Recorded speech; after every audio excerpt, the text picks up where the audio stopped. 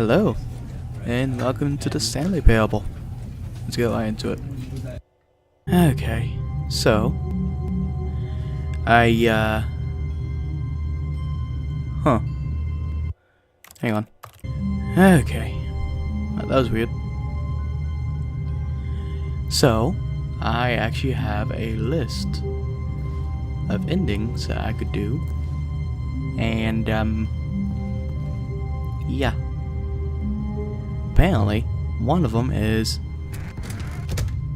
But Stanley simply couldn't handle the pressure. What if he had to make a decision? What if a crucial outcome fell under his responsibility? He had never been trained for that. No. This couldn't go anywhere except badly. The thing to do now, Stanley thought to himself, is to wait. Nothing will hurt me. Nothing will break me. In here I can be happy forever. I will be happy. Stanley waited. Hours passed, then days. Had years gone by? He no longer had the ability to tell. It's been like 5 minutes. One thing he knew for sure, beyond any doubt, was that if he waited long enough, the answers would come. Eventually, someday, they would arrive. Soon, very soon now, this will end. He will be spoken to. He will be told what to do. Now it's just a little bit closer. Now it's even closer. Here it comes. Oh. Well, that happened. Okay, so another ending is called the museum ending. I don't know. So yeah, let's go this way. Stanley had never seen the office this brightly lit. Was it a sign of something? He hoped it was. He hoped very much that it was.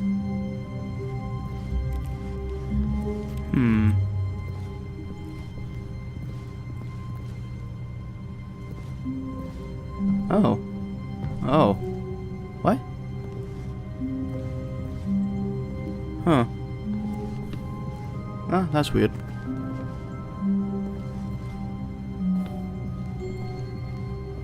Eh. Okay.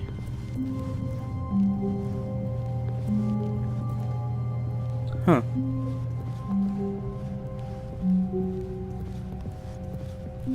When Stanley came to a set of 2 open doors, he entered the door on his left. Okay.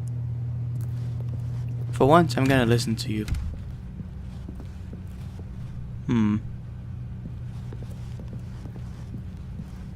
Just go through here. Not too bad. Yet there was not a single person here either. Nada. Feeling a wave of disbelief, Stanley decided to go up to his boss's office, hoping he might find and find. Coming to a staircase, Stanley walked upstairs to his boss's office.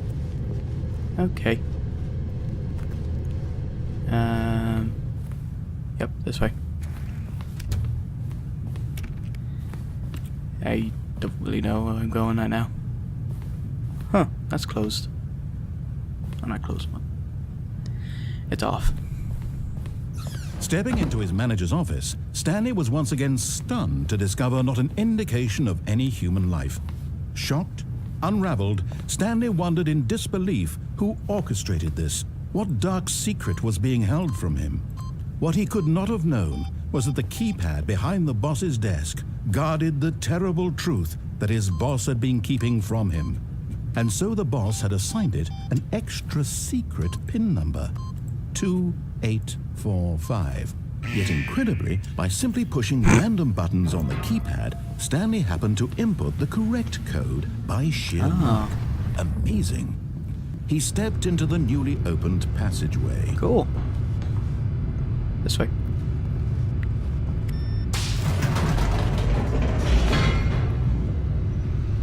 I'm not really talking much because I'm looking at something at the same time, because why not? Okay, I need to talk more. Descending deeper into the building, Stanley realized he felt a bit peculiar. Yep. It was a stirring of emotion in his chest, as though he felt more free to think for himself, to question the nature of his... More like I got constipation. Why did he feel this now? when for years it had never occurred to him. This question would not go unanswered for long. I ate too much McDonald's. Okay. Stanley walked straight ahead through the large door that read Nope. Mind Control Facility. Although this passageway had the word escape written on it, the truth was that at the end of this hall, Stanley would meet his violent death. Haha, you can't make fun of me like this. The door behind him was not shut. Stanley still had every opportunity to turn around and get back on track. Yep. At this point, Stanley was making a conscious, concerted effort to walk forward and willingly confront his death.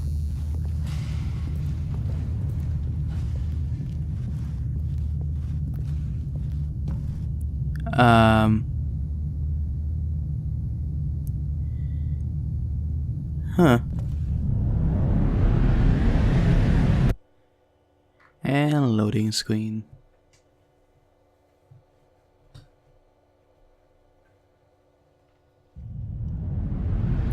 Oh. Okay.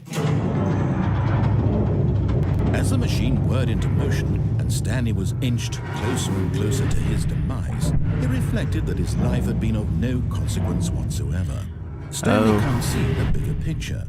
He doesn't know the real story, trapped forever in his narrow vision of what this world is. Perhaps his death was of no great loss, like plucking the eyeballs from a blind man. So he resigned and willingly accepted this violent end to his brief and shallow life. Oh dear. Farewell, Stanley. Oh dear. Oh. Oh. "Farewell, Stanley," cried the narrator, as Stanley was led helplessly into the enormous metal jaws. Another. In a single visceral instant, Stanley was obliterated as the machine crushed every bone in his body, killing him instantly. Oh. Oh, boxes. Nothing. Whoa.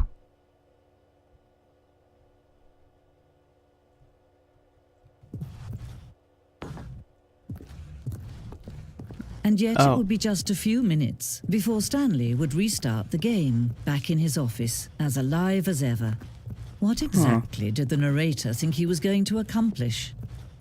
I honestly don't know. When every path you can walk has been created for you long in advance, death becomes meaningless, making life the same. Do you see now?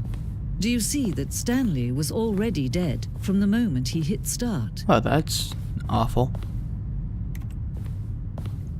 Office layout. Huh.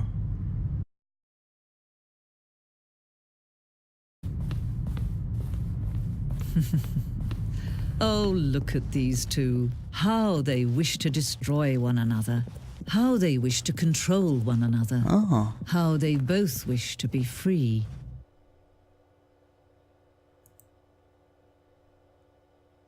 Can you see? Can you see how much they need one another? No, perhaps not. Sometimes these things cannot be seen. But listen to me. You can still save these two. You can stop the program before they both fail. Oh. Push escape and press quit. There's no other way to beat this game. As long as you move forward, you'll be walking someone else's path. Stop now and it'll be your only true choice. Oh God. Whatever you do, choose it. Don't let time choose for you. Don't let time... Oh God. Okay. Oh. Okay. Hang on. Okay. All of his co-workers were gone. What could it mean? Stanley decided to go to the meeting room. Perhaps he had simply missed a memo. Probably. Oh, that was life-changing. Oh, time to...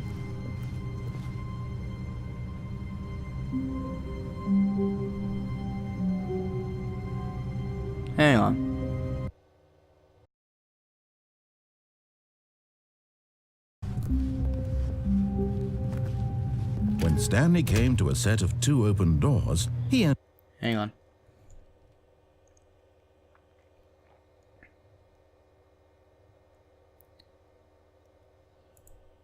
entered the door on his left.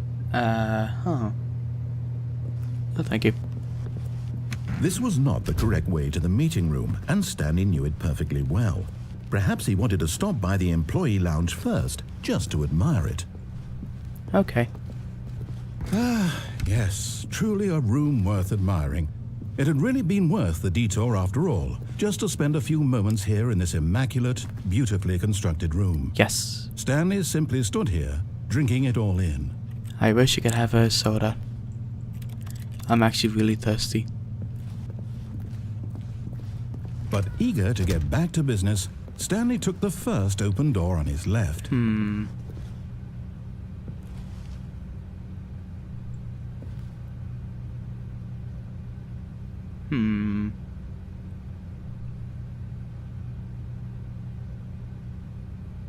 Nope.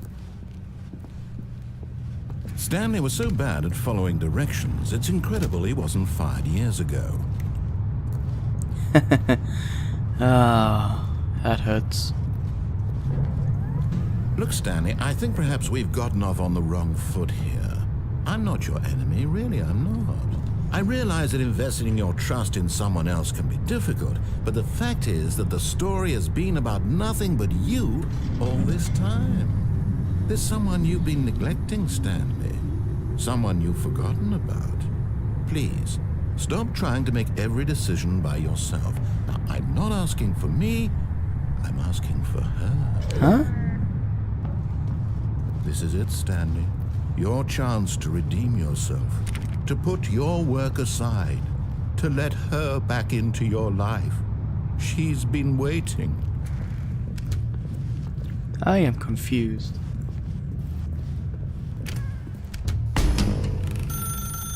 That's her, Stanley. You need to be the one to do this. To reach out to her. If you can truly place your faith in another, then pick up the phone. Sadly, I can't. As Stanley picked up the phone, a white light engulfed him, filling him not just with radiance, but with hope. Hope for a life reunited one... Wait. Oh, goodness. Stanley, did you just unplug the phone? Yes. No, that wasn't supposed to be a choice. How did you do that? You actually chose incorrectly? Yes. I didn't even know that was possible. Well, let me double check. No, it's definitely here, clear as day. Stanley picks up the phone. He's taken to his apartment where he finds his wife, and the two pledge themselves to one another. Aww. Music comes in, fade to white, roll credits. Not picking up the phone is actually somehow an incorrect course of action. How is that even possible? None of these decisions were supposed to mean anything. I don't understand. How on earth are you making meaningful choices? What did you... Wait a second. Did I just see... No, that's not possible. I can't believe it. How had I not noticed it sooner? You're not Stanley. You're a real person. I can't believe I was so mistaken. This is why you've been able to make correct and incorrect choices. And to think I've been letting you run around in this game for so long. If you'd made any more wrong choices, you might have negated it entirely. It's as though you completely ignored even the most basic safety protocol for real-world decision-making. Or did you not grasp the severity of the situation? No. Well, I won't have that kind of risk on my watch. I'm going to stop the game for a moment so we can educate you properly on safe decision-making in the real world. Okay. Please observe this helpful instructional video. Choice. It's the best part of being a real person. But if used incorrectly, can also be the most dangerous. For example, in this scenario, a hypothetical real person named Stephen has a choice. He could spend years helping improve the quality of life for citizens of impoverished third world nations. Or he could systematically set fire to every orphan living in a 30-kilometer radius of his house. Which choice would you make? Remember that unlike here, the real world makes sense, and at no time should you make a choice that does not conform to rational logic. If you find yourself speaking with a person who does not make sense, in all likelihood, that person is not real. Allow the person to finish their thought, then provide an excuse why you cannot continue talking. Turn to a partner and practice saying, "My goodness, is it 4:30? I'm supposed to be having a back, sack, and crack." Huh. Okay. That's weird. Excellent. Making choices on a regular basis is the best part to a healthy decision-making process. Most medical professionals recommend making at least 8 choices per day. Do you make more than 8? Less? And finally, if you begin to wonder if what choices are actually meaningful and whether you'll ever make a significant contribution to the world, just remember that in the vast infiniteness of space, your thoughts and problems are materially insignificant, and the feeling should subside. At this time, your instructor will guide you in an exercise to test and reinforce the material covered in this video. Ah, welcome back. You may have Odd noticed shots. that this room has begun to deteriorate as a result of narrative contradiction. But not to worry. Now that you're properly informed on good decision-making, we're going to revisit a choice you made just a few minutes ago and see what the correct thing to do would have been. This way, please. Oh. Oh, I love this already.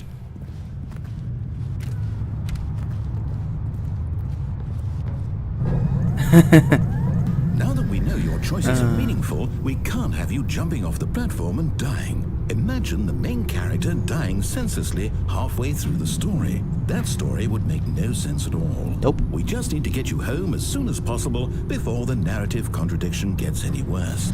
Unfortunately, it seems this place is not well equipped to deal with reality. Oh dear. Oh, thank you.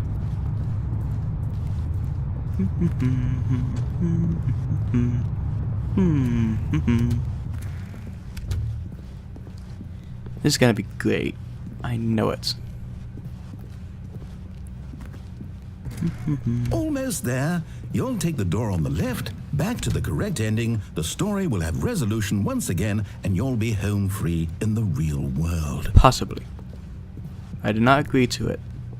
Now remember, all you need to do is behave exactly as Stanley would. Maybe. That means choosing responsibly and always putting the story first. I'm quite sure you'll be up to the task. Just follow my lead and you'll be fine. Okay. All right. When Stanley came to a set of 2 open doors, he entered the door on his left. No! Why did you do that? Quickly, Oh my hurry back in God. the other direction. Perhaps we're not too late. Oh my god.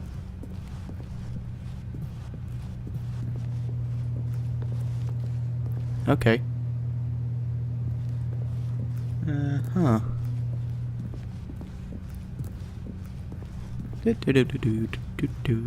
Oh. Oh. It's ruined.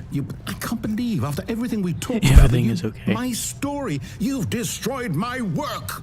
Why? For what? What did you get out of that? What did you think was so special about seeing the game undone, left here like so much garbage? It's worthless now. And what am I supposed to do? Even if there were a way to continue, would it be worth it? Yes. To know that my story is now incorrect? How can I go back to that? I can't erase that knowledge. I'll have to live with it forever, reliving its impossibility forever. I couldn't live that way. Is it better to shut the game down entirely? To willingly destroy all of my work? I don't know. What's the answer? What do I do? What do I do? What do I... No, I have to. I have to shut the game down. Oh, dear. I have to. I have to. Oh. Oh.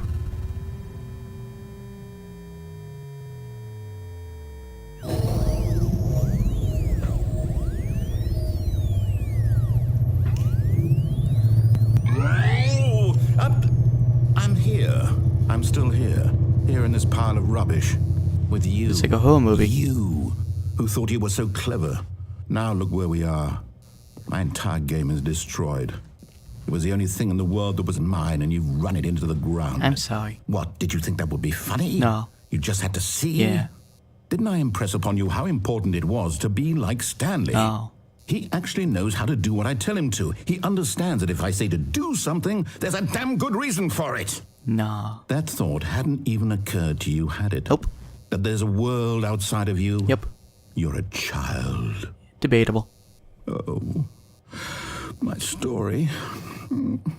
If you'd just gone through the door on the left, you would have seen it. There was a whole underground facility. You would have destroyed it and been victorious. Probably. It would have been so perfect. I worked so hard on it. I tried so hard. Oh.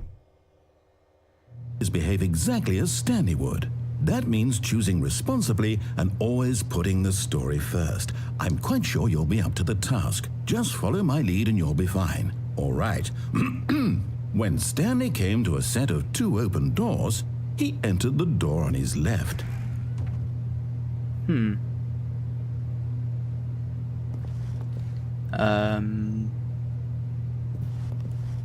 on.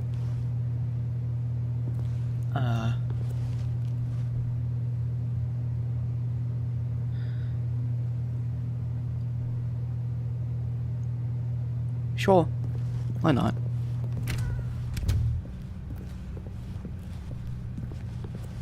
Can I say anything? Yet there was not a single person here either. Feeling a wave of disbelief, Stanley decided to go up to his boss's office, hoping he might find an answer. Coming to a staircase, Stanley walked upstairs to his boss's office. I like the fact that he went and blocked it off. Okay. That's different. Stepping inside his manager's office, Stanley was once again stunned to discover not an indication of any human life. Shocked, unraveled, Stanley wondered in disbelief who orchestrated this, until he saw the door with a voice receiver next to it. Surely behind this door lay all the answers to his questions. And beyond all probability, he knew the passcode. He had seen it on his boss's computer just last week. Night Shark 115. Was this the code to open the door? Would it still work? There was only one way to find out. Stanley had been trained never to speak up, but now he would draw from within himself the courage to face the unknown. He drew a sharp breath and then spoke the code. I can't talk, can I?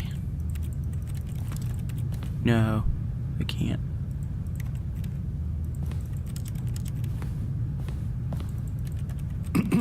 Stanley spoke the code.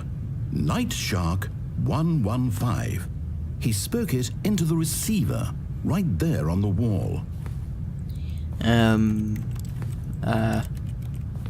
Nothing, Captain. We're stuck here. I'm sorry, is there a problem? Panda. You didn't mishear me, did you? Please speak the code into the receiver. Otherwise, we can't get on with the story. This is a crucial step. I can't speak, Captain. I can't. Okay, fine, you're not gonna do it, but you know what?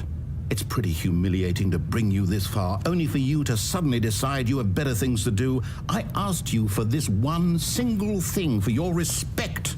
The kind of respect Stanley shows for his choices. He knows what it means to take a story seriously. If you didn't want to see what I had to show you, then why did you come here? You had a choice, you know. You could have gone through the door on the right. You could have done whatever the hell you wanted over there. Why did you come this way? Speak. Say something to me. Explain yourself, you coward. Oh. When Stanley came to a set of 2 open doors, he entered the door on his left. Huh. So that's what I look like. Stanley? Hello? Are you... Is everything okay? I can crouch. Stanley, please. I need you to make a choice. What? I need you to walk through the door. Are you listening to me? Can you hear me? Is everything all right? Huh. Stanley, this is important. The story needs you. It needs you to make a decision. It cannot exist without you. Do you understand me? Whatever choice you make is just fine. They're both correct. You cannot be wrong here. We can work together. I'll accept whatever you do. I simply need you to take that step forward, please. Choose. Aww. Do something. Anything. This is more important than you can ever know. I need this. The story needs it. So, you hear me? Huh. Are you listening to this, Stanley? Are you there? Okay. It's okay, I can wait.